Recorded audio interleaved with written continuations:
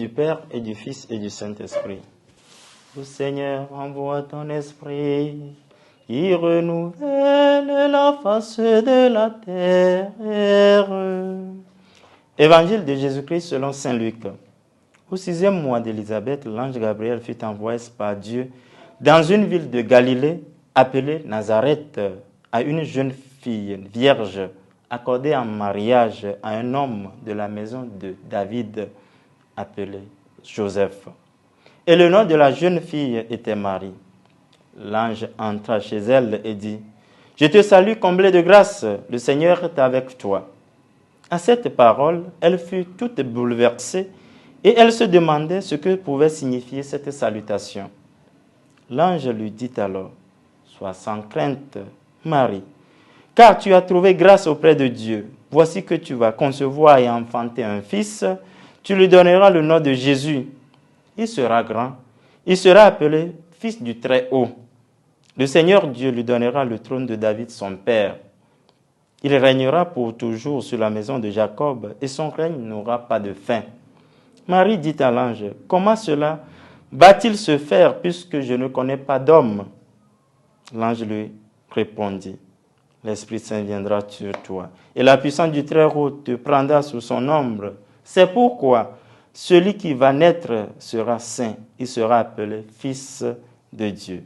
Or voici que dans sa vieillesse, Élisabeth, ta parente, a conçu elle aussi un fils et en est à son 6e mois, alors qu'on l'appelait la femme stérile. Car rien n'est impossible à Dieu. Marie dit alors, « Voici la servante du Seigneur, que tout m'advienne selon ta parole. » Alors l'ange la quitta. Acclamons la parole de Dieu. Louange à toi, Seigneur Jésus. En ce mercredi 20 décembre, nous approchons de la nativité du Seigneur. Après l'annonce à Joseph et au couple Zacharie et Élisabeth, Luc nous présente aujourd'hui la plus importante de toutes les annonciations, celle de l'ange Gabriel à Marie. Nous trouvons en elle un modèle d'obéissance et de docilité.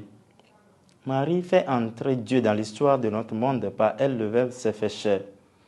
Elle reçoit cette grâce non parce qu'elle est vierge, car toutes les vierges en Israël attendaient la consolation d'Israël, attendaient la prophétie, sa réalisation. Marie a reçu une faveur de Dieu, non plus comme une imposition, car elle jouissait de la pleine liberté. Elle avait le choix d'accepter ou de s'abstenir à la demande de Dieu.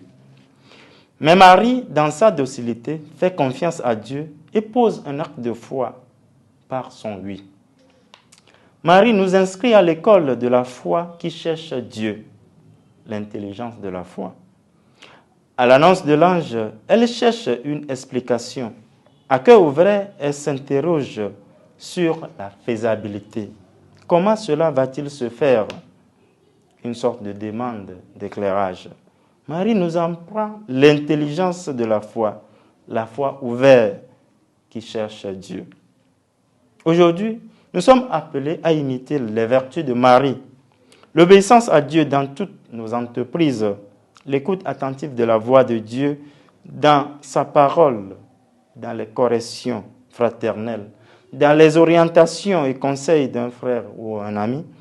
Marie nous apprend à dépasser le croire pour croire, la foi du charbonnier, pour faire un sursaut vers l'intelligence de la foi.